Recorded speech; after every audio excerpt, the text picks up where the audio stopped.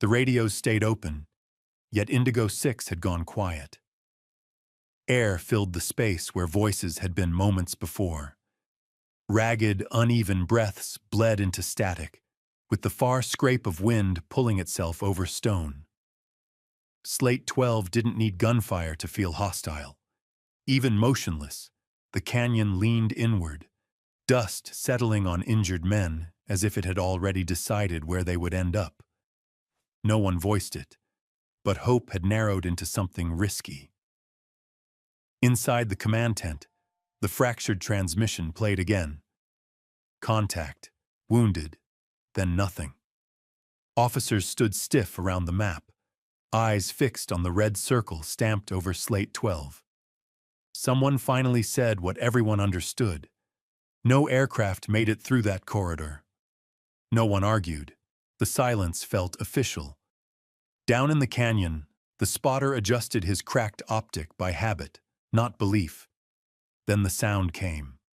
Low, metallic, climbing fast. It didn't belong to wind or rock or memory. It was wrong for this place, and every man trained under open sky felt it strike their chest before their ears. The spotter locked still.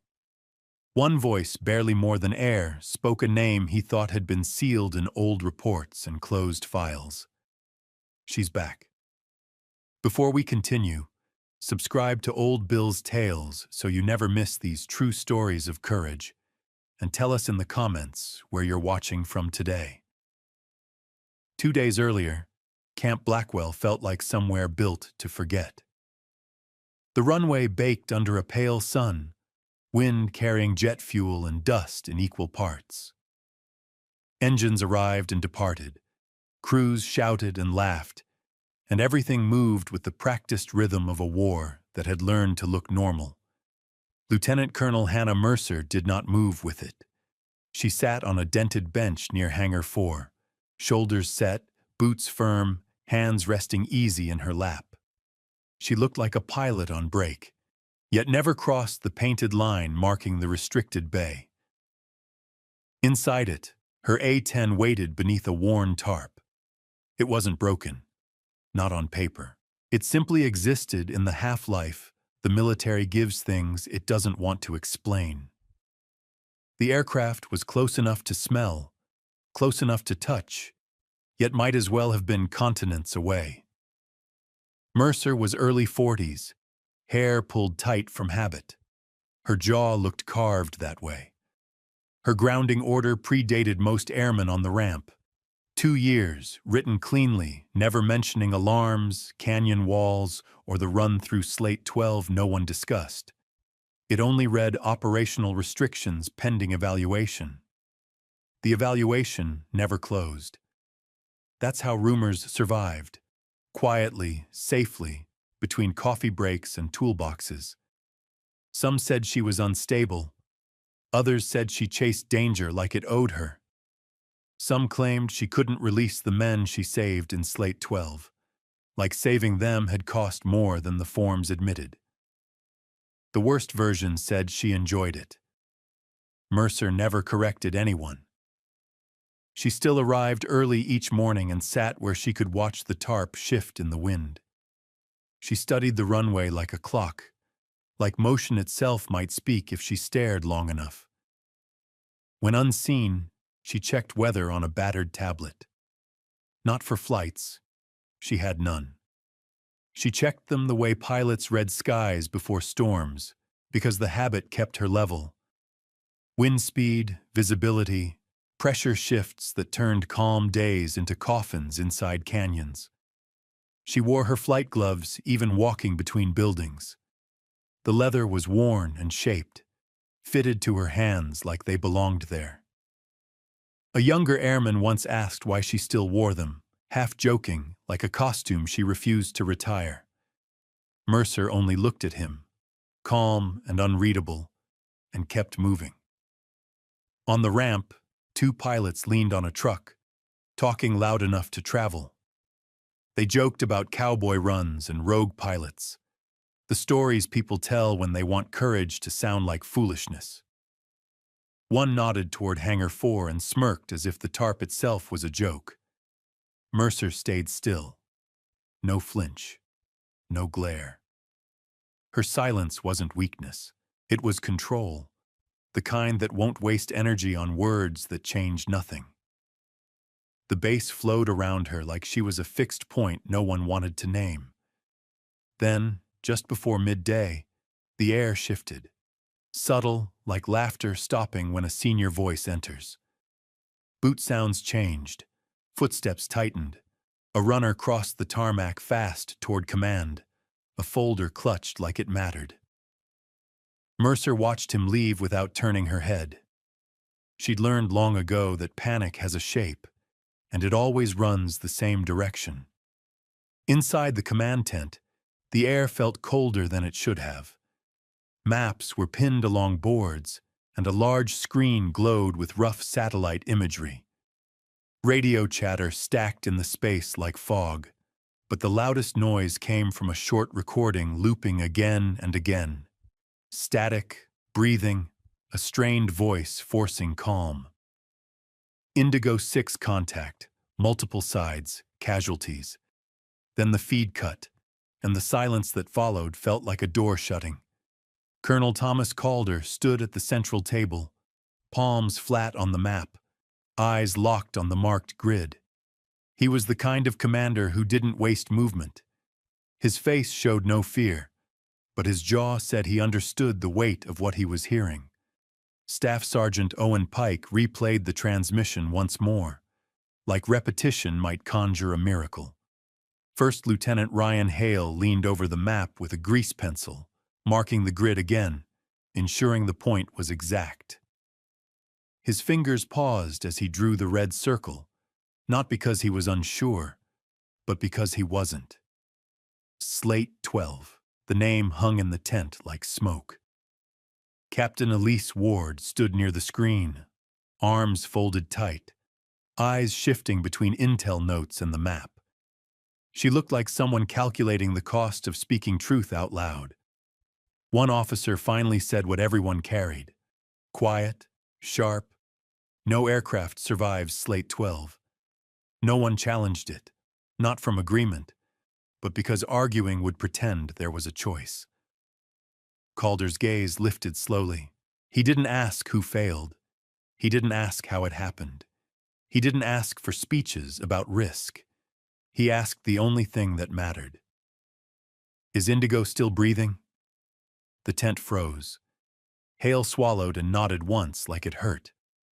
Ward confirmed, "Yes, sir." That single word shifted the air. Calder turned to Ward. "Has anyone ever flown that corridor and lived?" Ward hesitated, and in that half-second the room felt the cliff edge.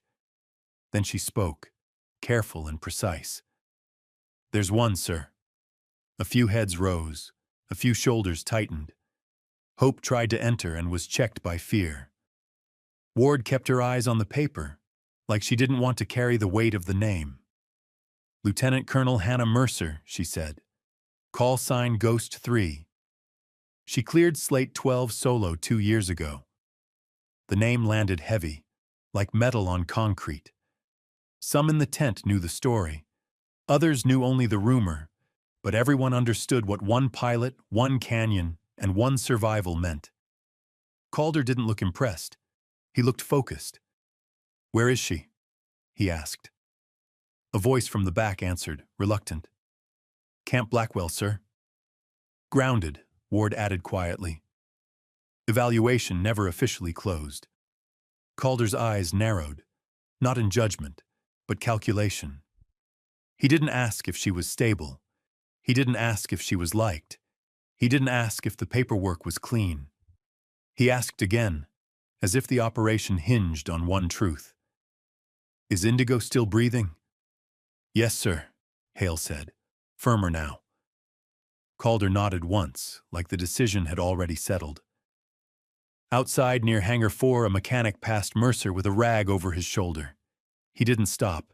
He didn't salute. He didn't look long. It wasn't ceremony. It was quieter than that. He spoke like he was mentioning weather. Casual, almost careless. Slate 12, he said, and kept walking. Mercer's eyes lifted. For a moment, she didn't move. The wind tugged at the tarp over her A-10, the fabric snapping softly like a flag trying to get her attention. No order came. No request followed. There was only a name in the air and a silence behind it that sounded too much like men waiting to die. Lieutenant Colonel Hannah Mercer stood. She crossed the airfield like the choice had been made days ago. She didn't run.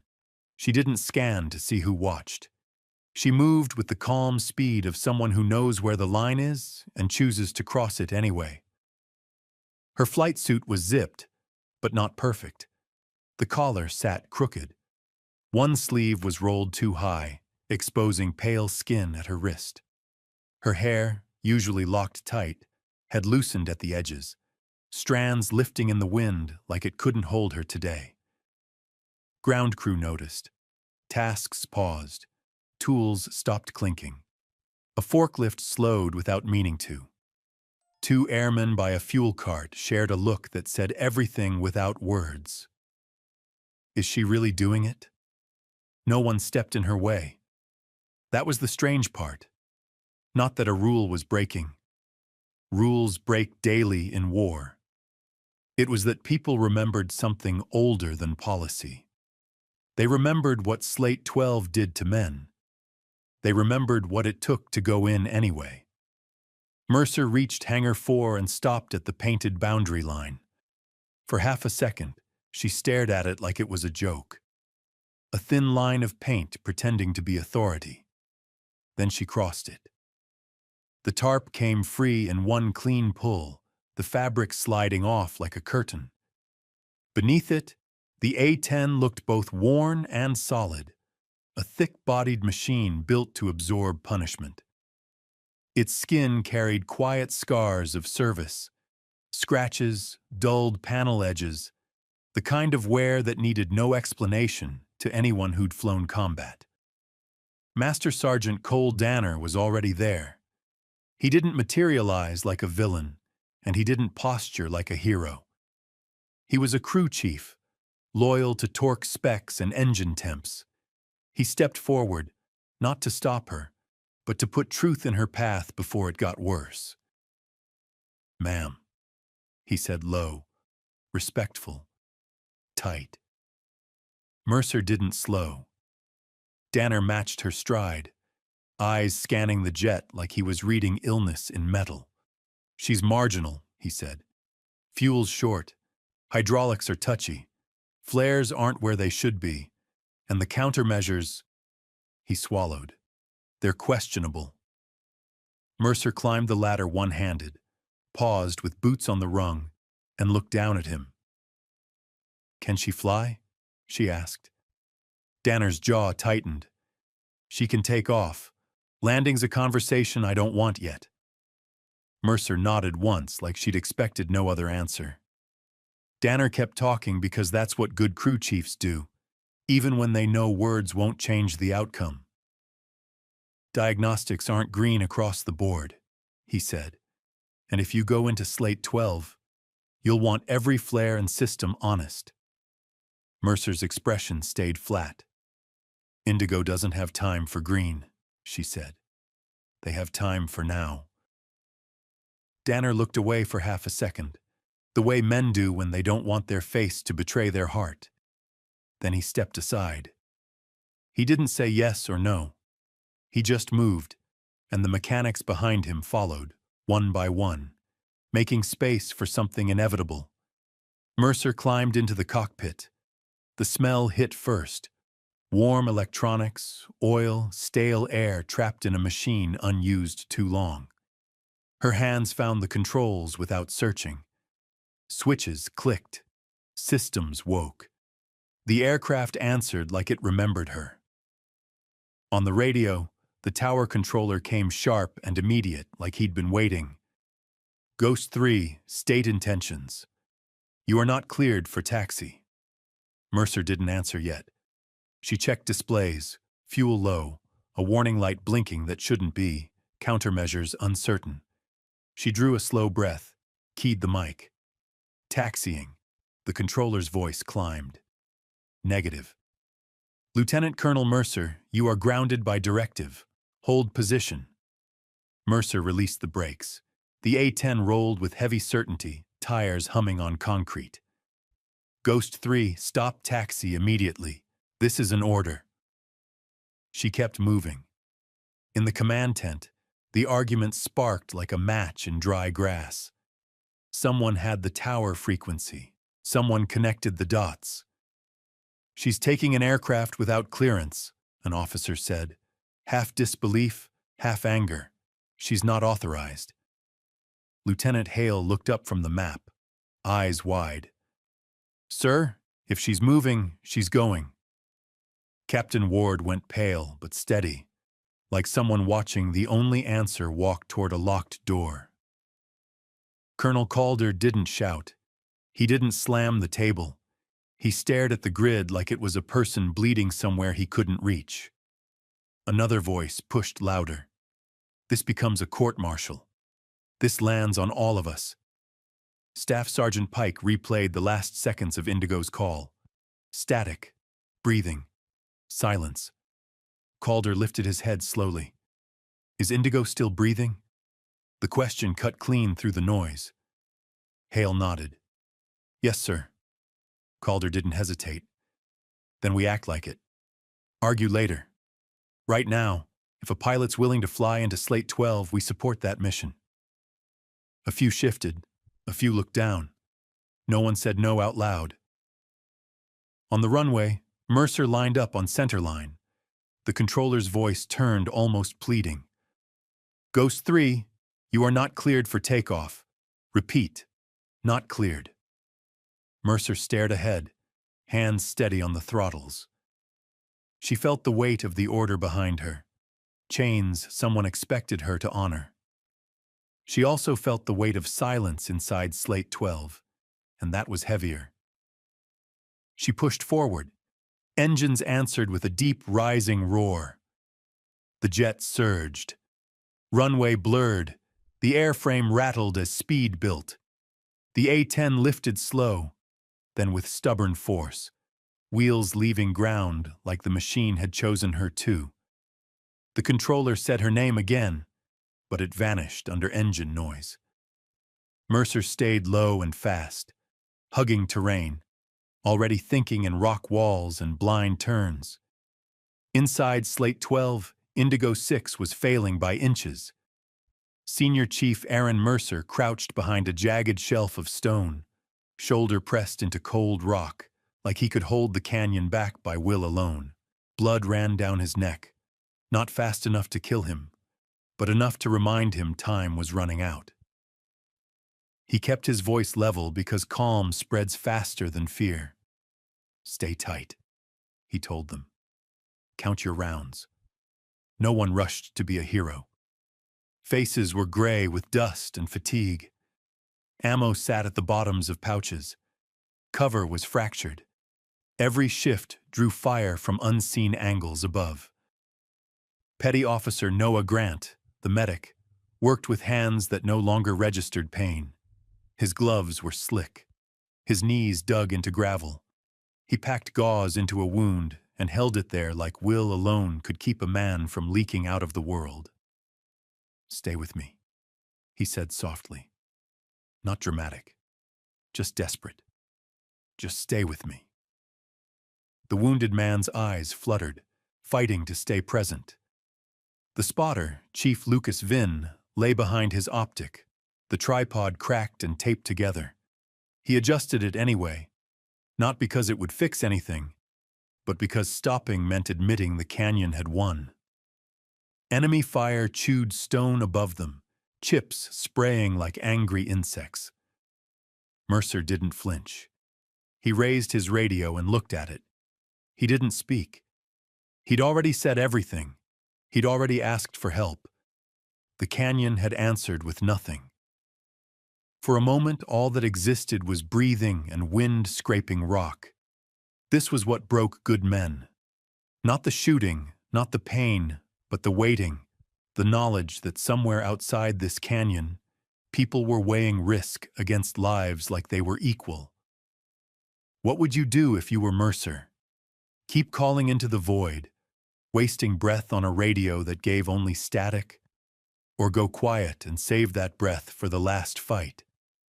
Back at Camp Blackwell, a small crowd gathered without planning it. Airmen lingered near trucks and gear, pretending to work while tracking the A-10 climbing away. A mechanic crossed himself quickly, then wiped his hands like he hadn't.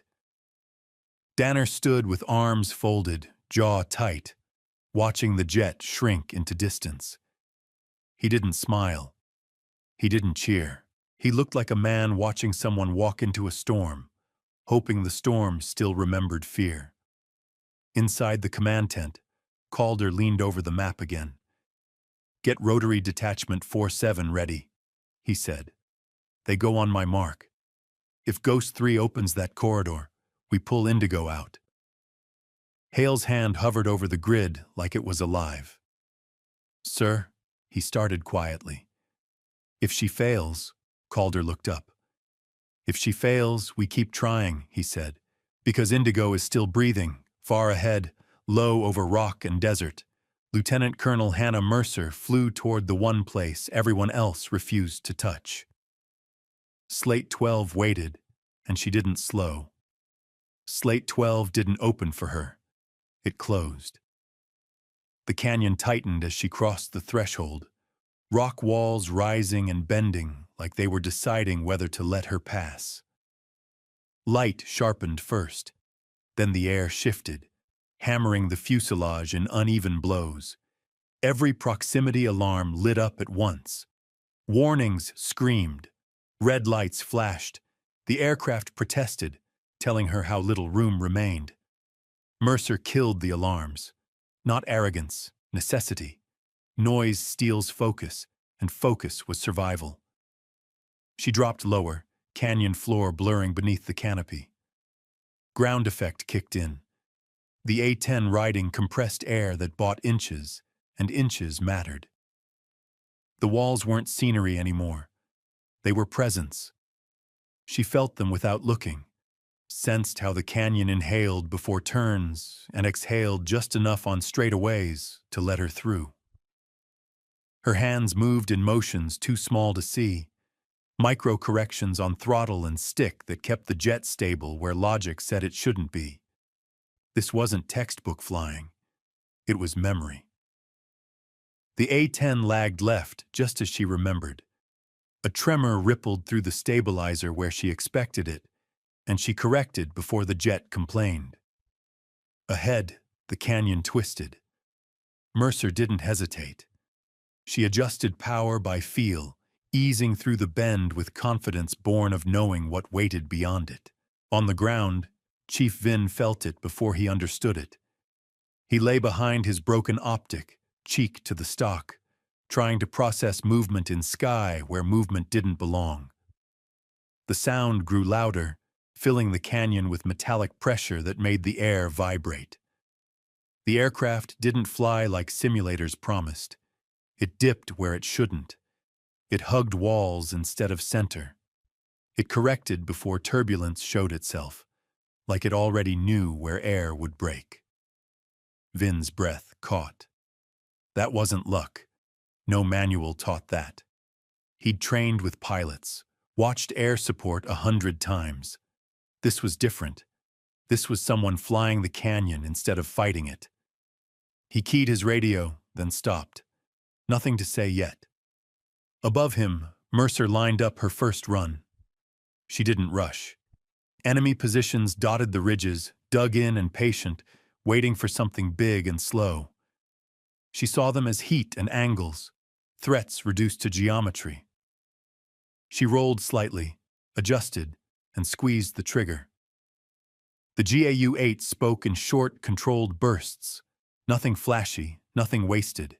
Each round went where it needed to go. The canyon shook.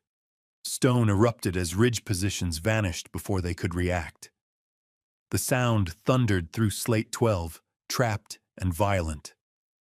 Mercer was already banking away before the echo died. She didn't linger. She didn't admire it. She knew better than to expect more than one clean pass. A warning light flickered, then steadied. Fuel dropped faster than she liked. She adjusted, flew lower, used the canyon floor to hide her approach. Another turn. Another correction made before the jet asked. On the ground, Indigo 6 felt the change before they understood it. Enemy fire stuttered. One burst went wide. Another never came. Dust settled where movement had lived moments earlier. Senior Chief Aaron Mercer lifted his head slowly, eyes on the ridgeline. "What changed?" he asked, not to anyone in particular.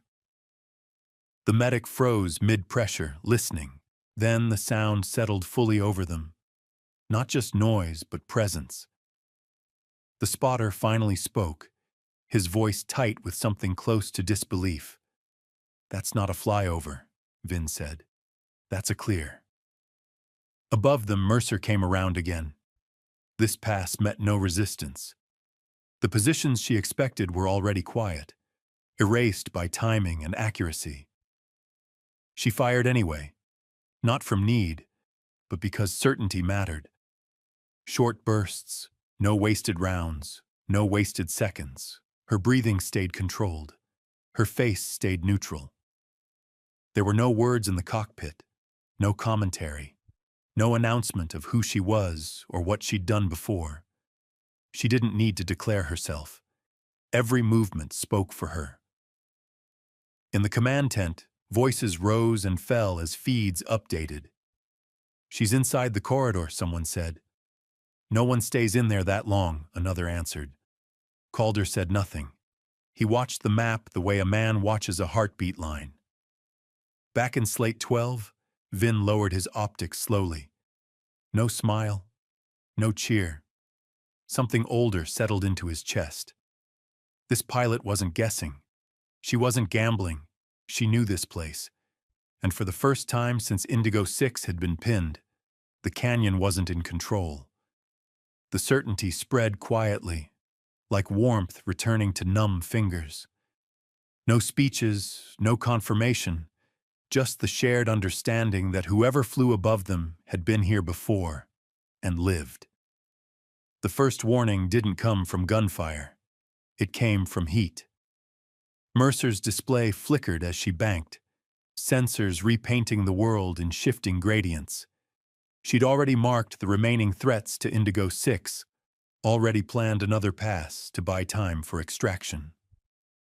Then a cluster appeared, where it shouldn't. High on the ridge, angled away from the team, patient, cold, placed to watch the air corridor, not the canyon floor. Mercer's jaw tightened. Those weren't shooters waiting on ground forces. Those were missile teams waiting on helicopters. She rolled slightly, zoomed the feed, confirming what instinct already knew. Multiple launch sites, overlapping fields, clean sight lines into the approach. Rotary Detachment 47 would have to fly. The canyon had never been the real kill zone. It was bait. The ambush was built for the rescue. Mercer didn't key the mic to ask permission. She didn't frame intent like it was debatable. "Ghost 3 engaging South Ridge," she said, flat and factual, already moving. In the command tent, heads snapped up. "What did she just say?" someone demanded. "She's moving off Indigo. That ridge isn't cleared." Calder leaned forward, eyes narrowing. "Why would she?" The answer arrived as the feed sharpened. Ward sucked in a breath. "Those positions are aimed at the flight corridor." The room shifted. What had been a rescue plan became something brittle. "She's not covering the team," Hale said, realizing it aloud. "She's covering the helicopters." Above the canyon, Mercer dove. She pushed into a hard angle, the A-10 groaning as gravity crushed her into the seat. Warning lights flared brighter. She ignored them with the same calm. She ignored the voices stacking on her radio. Her first burst ripped into the ridge. stone and equipment vanishing in violent spray. The second followed before dust cleared, destroying a launcher already tracking distant rotors. She pulled up hard, the aircraft shuddering in protest. Fuel dipped again. The countermeasure panel blinked an error she didn't like. She was already calculating how long physics would allow her to stay. On the ground, Indigo 6 felt the change without understanding it. The fire they expected never came. Instead, explosions rolled across ridges they hadn't been watching. The sound was heavier now, closer to the walls above them. Mercer looked up, confusion slicing through exhaustion. "That's not for us," he muttered. Vin tracked the blasts, then froze. "They're clearing the corridor," he said. "That's for the birds." As if summoned, the distant thump of rotors echoed faintly through Slate 12.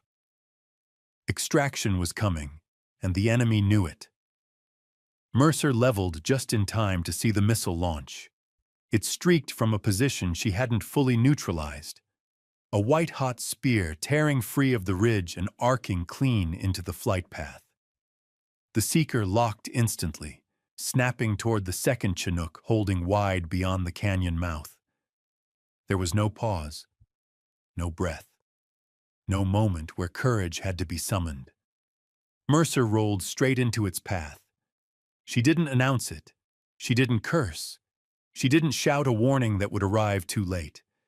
She simply placed her aircraft where the missile wanted to go. The Seeker adjusted, precise and hungry, abandoning the Chinook and locking onto the larger, closer heat source. Onto her. In the command tent, the room exploded. "She took the lock," someone shouted. "Break off!"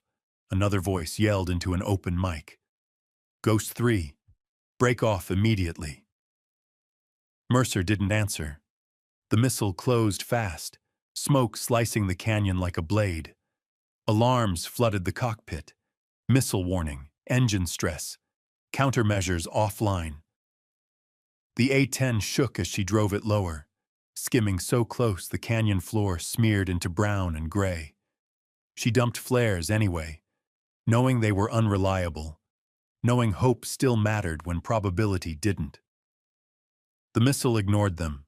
It was committed. So was she. Mercer yanked into a turn that made no sense on paper, hugging the canyon wall until rock filled the canopy. The jet shuddered violently, a deep vibration tearing through frame and bone. Smoke curled past the cockpit edge, thin at first, then thicker. An engine warning went solid. The A-10 wasn't healthy anymore. It was hurt. Commands stacked in her headset at once. Ghost 3, disengage. You're too low. You're going to lose the aircraft. Calder's voice cut through the noise, steady but tight. "Hannah, you've done enough. Break off." She didn't answer. Not defiance. Focus. The canyon bent ahead, a dead end by every visible rule. A sheer wall filled her view, offering no exit. The missile was close now, close enough that instinct begged her to pull, climb, do anything except fly straight at stone. Mercer waited. She counted, not numbers, but distance, timing measured by how pressure shifted against the controls. She knew this wall. She remembered it from before. The way the canyon narrowed right before it tried to kill you. At the last possible instant, she pulled. The A-10 clawed up, engines screaming, metal protesting as the jet scraped past the rock face by a margin so thin it felt imagined. The missile couldn't follow. It detonated against the wall in a violent bloom, fire and debris punching the air sideways and slamming into the aircraft like a giant hand. Mercer fought the controls as the jet rolled, alarms flaring, smoke thickening. For a heartbeat, the world tilted. Then the horizon steadied. She was still airborne. One engine sputtered, coughing smoke, but held. The stabilizer shook like an exhausted muscle, but answered. Mercer leveled out, breath finally breaking free from the control she'd kept since the lock. Behind her, the canyon burned. Ahead, the sky opened just enough to matter. In the command tent, silence fell. Not relief. Shock. Hale stared at the feed, hands frozen above the map. Ward's mouth hung slightly open, eyes locked on the smoking aircraft still moving across the screen. She just used the canyon, someone whispered. Calder exhaled slowly. She didn't take the missile, he said quietly. She took the choice. Above Slate 12, rotor noise grew louder. The Chinooks moved in, heavy and deliberate, unaware how close death had come, unaware someone else had stepped into its path on purpose. Mercer circled once, wide and protective, smoke trailing behind her like a warning the sky would remember. She didn't speak. She didn't need to. The mission had shifted again, and she was still part of it. The blast echoed through Slate 12 like the canyon itself had been struck. Rock and fire bloomed where missile met stone, shock waves slamming outward and rattling everything still alive inside the corridor. Dust rolled thick, briefly erasing the sky. Then the shape emerged. Smoke streamed behind the A-10 as it punched through debris, nose low, wings steady by refusal more than mercy. One engine coughed, then caught. The aircraft wobbled once, hard enough to steal breath from every man watching. It didn't fall. Mercer wrestled the controls with precise force, correcting problems she'd already expected. The stabilizer screamed, but obeyed. The jet leveled out, scarred, smoking, alive. Slate 12 had tried to kill her. It failed. Inside the command tent, no one spoke. The arguments from minutes earlier vanished, replaced by a silence that felt intentional. Maps glowed, feeds updated. The smoking aircraft stayed on screen, circling inside the canyon. No one was supposed to survive. Hale lowered his hand from the grid, fingers trembling. Ward stood motionless, eyes fixed on the feed. When she finally spoke, her voice held no rank, no analysis.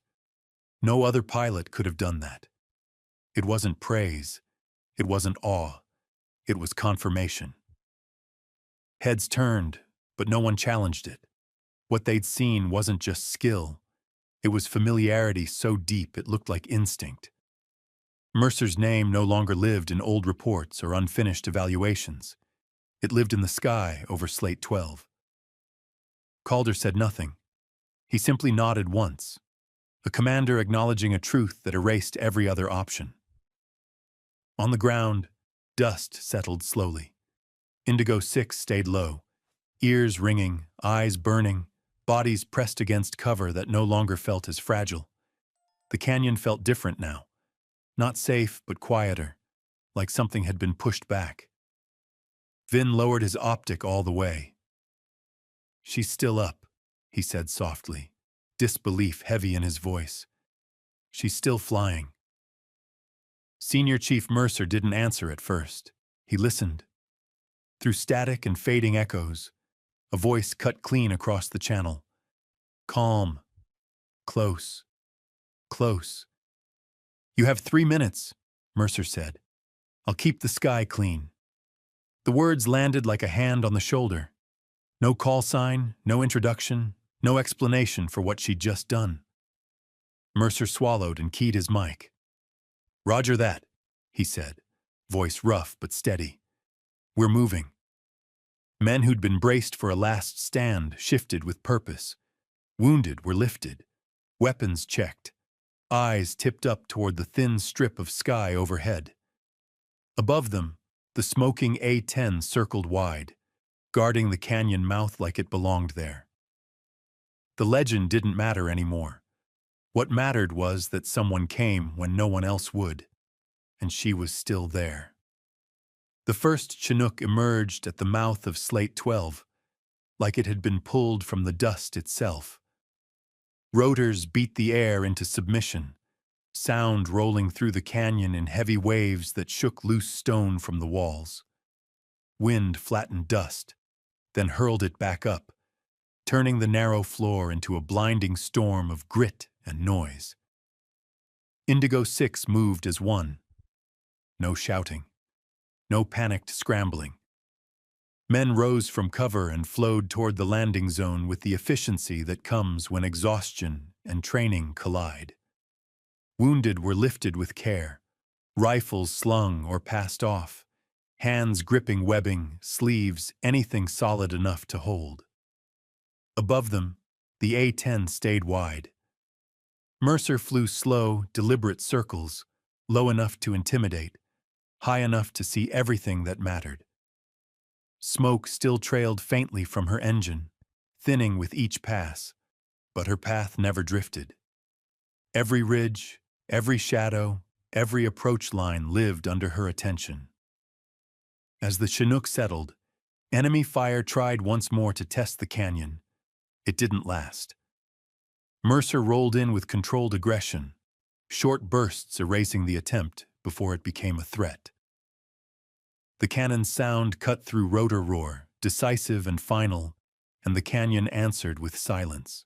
The second Chinook moved in as the first lifted, ramp lowering before skids fully touched. The air was chaos, dust-filled mouths, burning eyes. Rotor wash battered everything not tied down.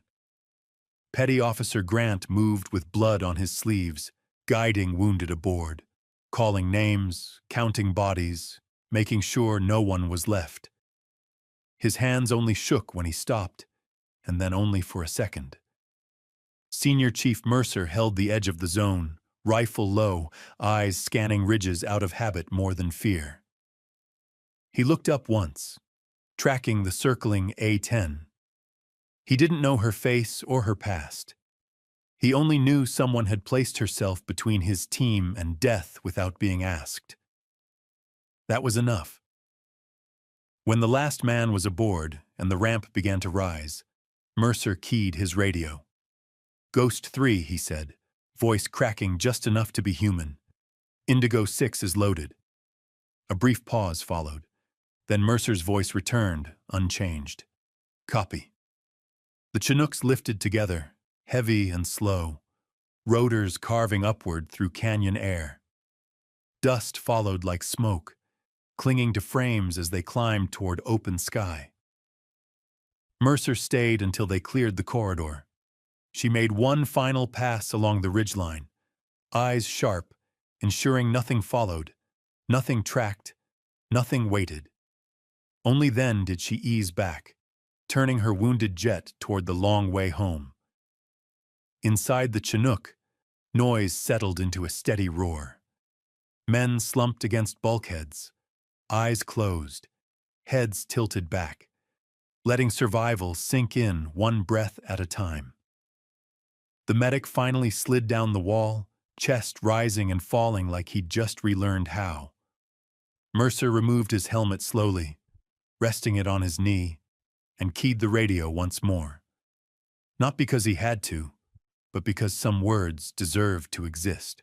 "Whoever you are," he said quietly. "Thank you." No speech came back. Mercer didn't reassure or explain. She didn't dress it in doctrine. She simply replied, "Get home safe." Then the channel went quiet. Back at Camp Blackwell, the runway filled with people who stopped pretending they weren't watching. Airmen stood still, faces turned skyward, listening as distant rotors faded. No cheers, no clapping, no clever words. They'd seen enough. Master Sergeant Danner stood hands on hips, eyes fixed on the horizon, jaw tight, the mechanics beside him silent. Inside the command tent, the quiet was different now. No arguments, no raised voices, just the shared understanding that something rare had happened because someone was willing to carry the weight alone. The respect wasn't loud. It didn't need to be. It lived in the stillness, in straighter posture, in the absence of jokes about cowboy pilots or reckless runs. High above the base, a single A-10 cut across the sky, trailing a faint ribbon of smoke. It circled once, like it was checking that everything below still breathed, then vanished into the distance. Mercer brought the jet in low and fast, the way you land something that won't forgive hesitation. The wheels struck harder than any checklist allowed. The airframe shuddered, metal groaning like it was finally permitted to feel pain now that the sky was behind it. She kept the nose straight, rode it out, and brought the aircraft to a stop with more force than grace.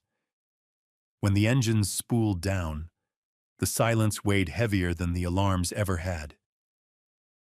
Ground crews rushed in, eyes wide as they took in scorched panels, smoke streaks, the way one stabilizer sat just slightly off. Someone yelled for fire suppression. Someone else called for medical. Mercer climbed down on her own. She didn't wait for a ladder. Her boots hit the concrete, knees taking the impact like they'd done 1,000 times before. She stood still for a moment, arms loose at her sides, breathing slow and measured. She looked ready for cuffs. Instead, a black vehicle rolled to a stop at the edge of the ramp. No lights, no markings. Two men stepped out in plain clothes, posture professional and unreadable. They didn't hurry. They didn't draw attention. One spoke quietly. "Lieutenant Colonel Mercer, please come with us." She nodded once. She didn't ask why. The room they brought her into had no windows and no insignia. Just a table, 3 chairs, and a folder placed carefully in the center like its position mattered. A man across from her opened it and spoke without emotion, listing violations one by one. No-fly directive ignored. Unauthorized aircraft use. Restricted airspace penetration. Unapproved engagement. Risk to classified assets. Mercer listened without reaction. Her face didn't tighten. Her jaw didn't set.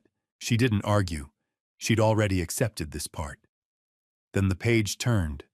The tone stayed flat, but the words changed. 6 lives extracted. 11 hostile positions neutralized. 2 rotary aircraft preserved. A corridor opened where none should have existed. The man paused, studying her like she didn't fit clean categories. "You don't seem worried," he said. Mercer met his eyes, calm. "I already lived the worst day of my life," she said. "This isn't it." The folder closed. The second man slid something across the table. A black patch. No unit crest, no flag. Just 2 words stitched clean and sharp. Stormglass. No explanation followed. None was needed. From that day on, her name vanished from active rosters. Her flight records were sealed. Her A-10 was stripped, repainted, upgraded, and returned under another designation. The legend didn't grow louder. It went quiet, and in that quiet, it became more dangerous, because real courage isn't the loud moment. It's the choice to become the target on purpose so someone else never has to know how close death came. Some battles are never written down. Some names are never spoken. They live in quiet airfields at dusk, in sealed folders, in the space between an order and a decision. They belong to men and women who don't wait for permission when lives are still breathing on the other end of the radio. They carry the weight alone, knowing no one will clap, knowing the cost comes later, and they accept it anyway. Because duty doesn't ask who will remember. It only asks who will step forward. If you enjoyed this story, subscribe to Old Bill's Tales for more military and veteran stories. These stories keep courage alive for generations to come.